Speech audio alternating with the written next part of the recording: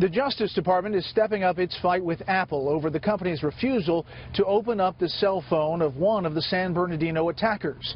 Tonight, Chief Intelligence Correspondent Catherine Herridge has the latest on the battle that could end up before the U.S. Supreme Court. Good evening, Catherine. Brett, with today's 35-page court ruling the gloves are off, the Justice Department says Apple's refusal to unlock a terrorist iPhone is a marketing strategy where the tech giant is putting its business interests ahead of national security and the rule of law. Quote, Apple has attempted to design and market its products to allow technology rather than the law to control access to data. Despite its efforts, Apple nonetheless retains the technical ability to comply with the order and so should be required to obey it.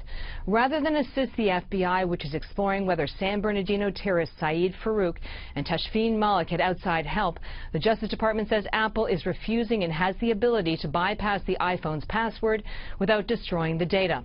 In today's filing on behalf of Attorney General Loretta Lynch and FBI Director James Comey, the court was told that software developed to open the iPhone will not be shared with the FBI and Apple can destroy it, though a leading Senate privacy advocate warns the court's decision will set a precedent. If the FBI can force Apple to build a key, you can be sure authoritarian regimes like China and Russia will turn around and force Apple to hand it over to them. They will use that key to oppress their own people and steal U.S. trade secrets.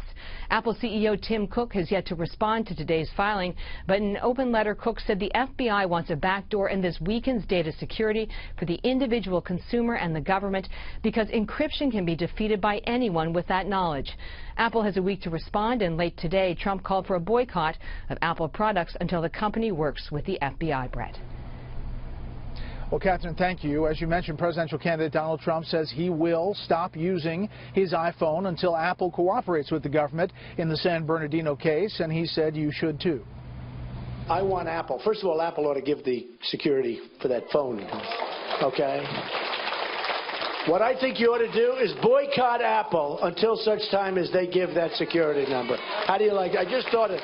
Boycott Apple. Well, boycott obviously would be no easy task, but could really harm the company. Research estimates that at the end of last year, 103 million iPhones were in use in the U.S., and that's not counting other Apple devices.